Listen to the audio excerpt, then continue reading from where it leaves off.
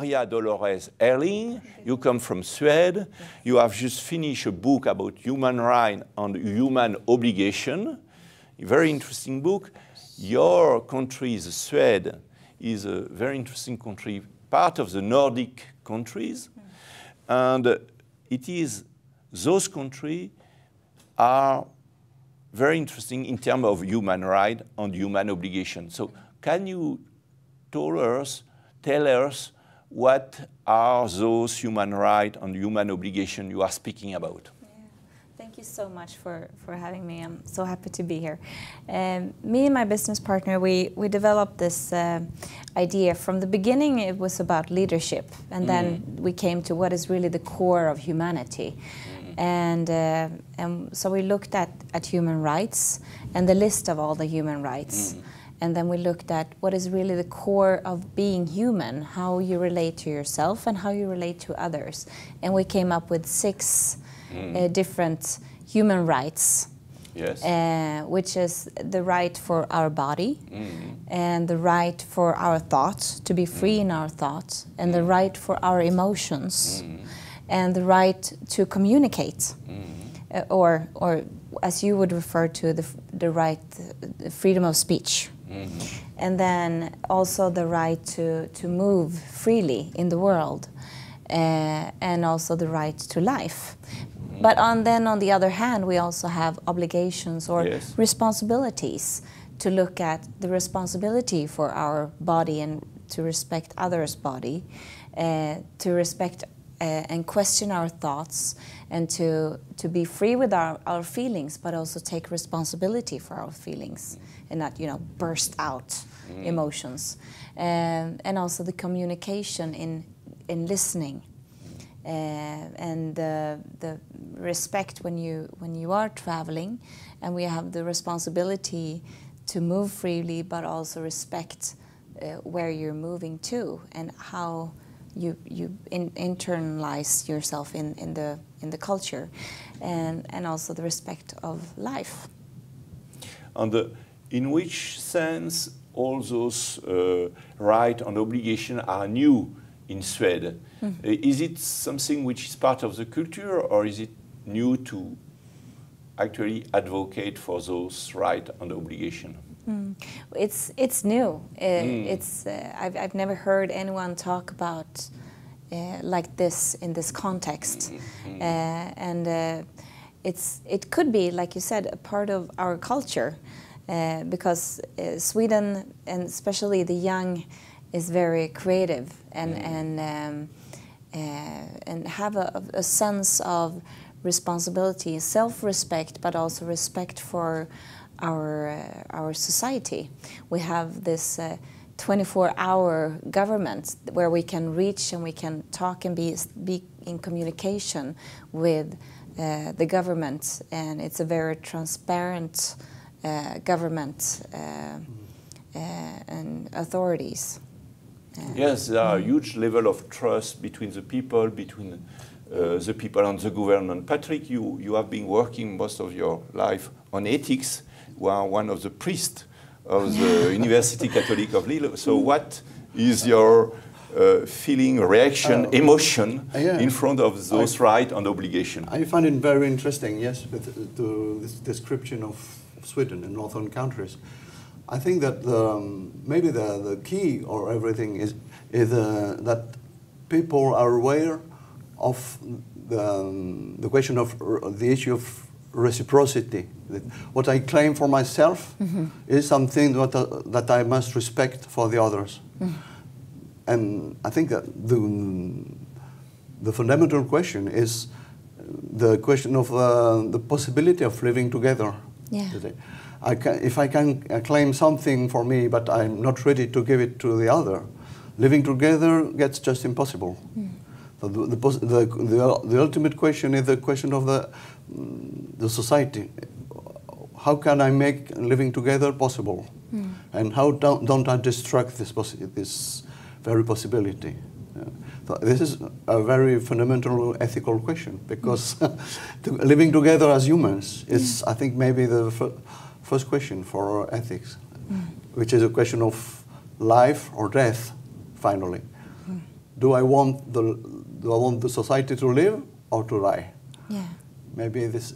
I think in the northern countries, people are more aware, maybe not consciously, but the culture is more aware of this question. No, what do you say about it?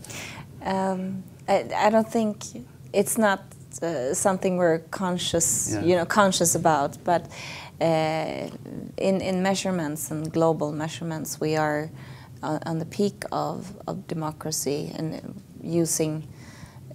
having a very widespread democracy and equal rights for men and women in a different way. Because maybe in this now in the times you are living in, with the question of global warming or things like this, we begin to feel that even humanity is being threatened in its own life.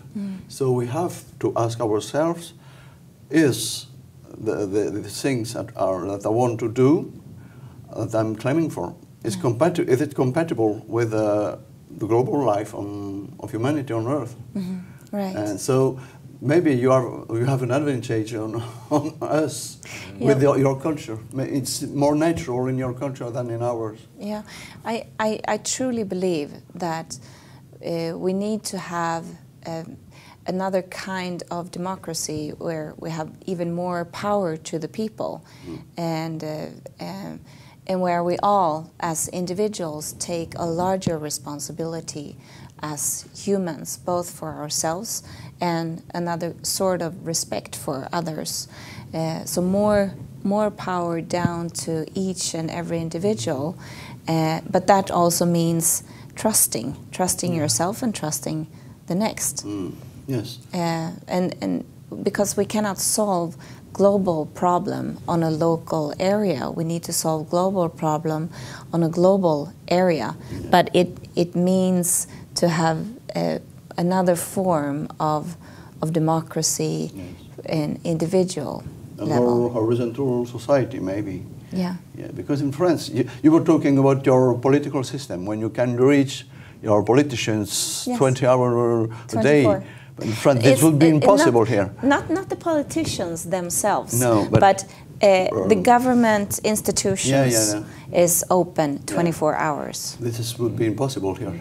But it's not impossible. It's just another kind of, we're using technology in a different way, and it's. No, I say impossible, not technically, really but mentally. Mentally. You see, that's the change. Yeah, that's the change. It's a big challenge because we always say that we want people to be more involved in the life, in the life of the city, of the country. But what we are doing in our country is just all the contrary. People just have obligations, but they're not taken seriously by the institutions. So people tend to not obey to the obligation because they are not considered as people who would have rights. Yeah. It's always kind of conflicts between the authorities and people.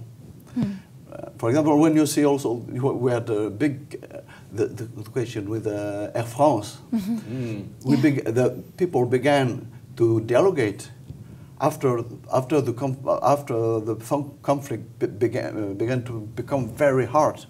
Not before, just after. Yeah. In your country, I think you would have dialogued just before.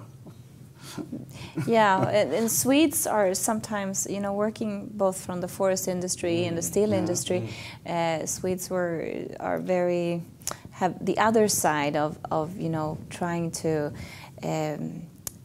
have an agreement, a common agreement among everybody. So it takes a very long time. There's a long process to make sure that the union are in and all the leaders are in and the co-workers are in, and it's a longer process than pointing with your whole hand and going in this direction. So it's another leadership also. But having that long process, if you have the goals clear, then to get everybody on board, then when you sort of make the ship sail, then it sails much smoother if everyone is on board. Yeah. So, thank you very much. Thank you. Maria. We are going to continue this discussion in the next broadcasting, and we will go actually inside 1, 2, 3 key ideas in terms of human right and human obligation. Okay. Thank you very much. Thank you.